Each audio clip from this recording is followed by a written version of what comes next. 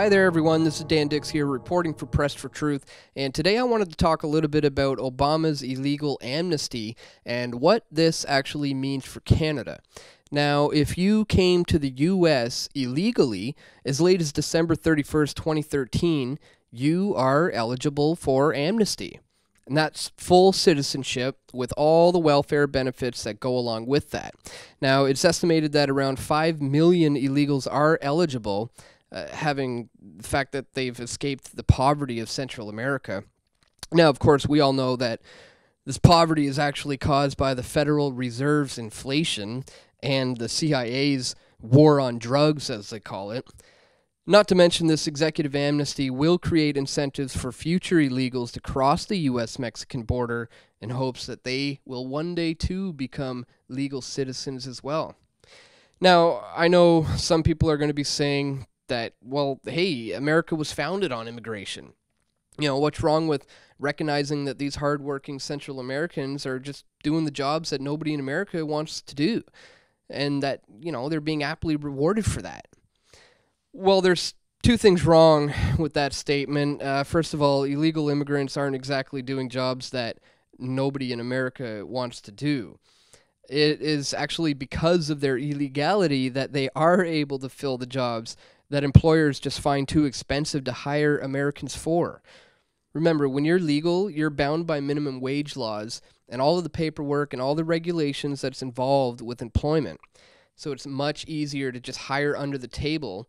And since Americans and others from Central American countries are willing to work for lower wages, well, they're first in line. And there's nothing stopping Americans from taking their labor into the black market for lower, unskilled labor. But of course, the main issue with this executive amnesty is that it further strengthens the idea that the White House can, well, govern by decree. See, Obama's amnesty will not only save the illegals from deportation, but it's going to fully integrate them into this welfare state. It's going to help erode the illusion of borders and just bring about this whole North American Union. Perhaps the solution is actually to build a border fence along Mexico and reinforce the notion that Mexico, United States, and Canada are not the same country, and we're not going to be a part of this larger union. So Obama's amnesty is actually predicted to cost American taxpayers another $2 trillion. Meanwhile, of course, most illegals are consuming more welfare than they actually contribute. Not to mention the economic incentives for employers to lay off Americans and hire illegals who have just became legal.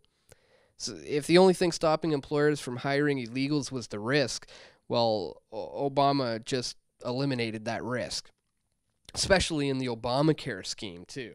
I mean, employers must provide Obamacare health coverage unless their employees are the new illegals who have just been given citizenship.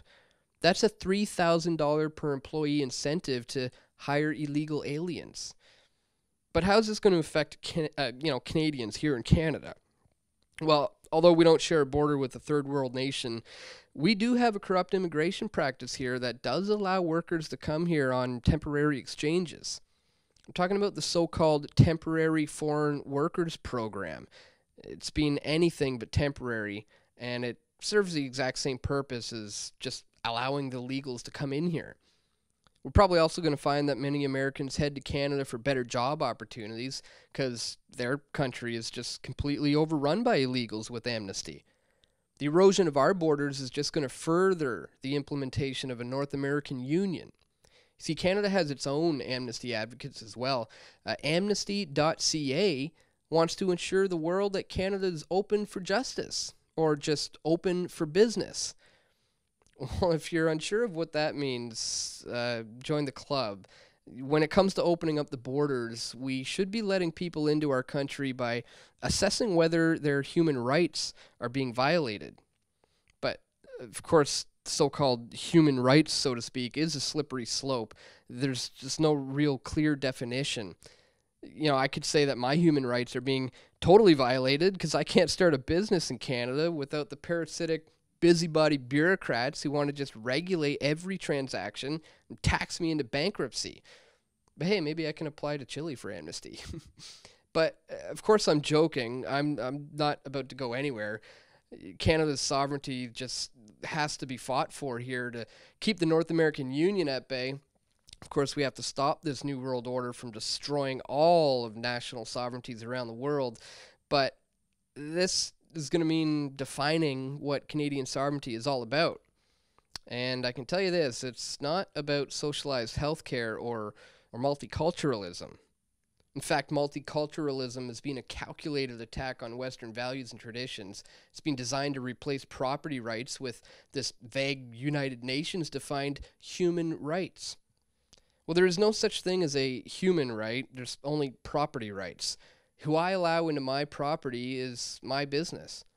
If my actions cause conflict, like for example, allowing a foreigner onto my property who may have brought in a disease with them, well, it becomes the role of a third party arbitrator to find a resolution that suits all parties. Now, traditionally, this arbitrator has been the state, but as states become more bloated with bureaucracy, they just become more corrupt and they identify more with the special interest groups and less with the people who actually elect them. So their relevancy and legitimacy is completely called into question. So Obama's executive amnesty is a violation of the rule of law. I mean, it's going to have consequences that will encourage more illegals to cross the border. And Americans seeing their countries destroyed from within are going to take to greener pastures, like Canada. So this domino effect will see our borders erased, and all of North America is going to be under the guise of this centralized government. Now, this is not what liberty is all about. This is not the kind of immigration that America was founded on. This is a calculated attack on our values and our Western institutions. And so, if I can leave you with anything today, I'm going to leave you with this. As Hans Hermann Hoppe writes, a good measure of uninvited foreigners and government-imposed multiculturalism is calculated to further weaken and ultimately destroy national, regional, and communal identities and thus promote the goal of a one world order led by the U.S. and a new universal man.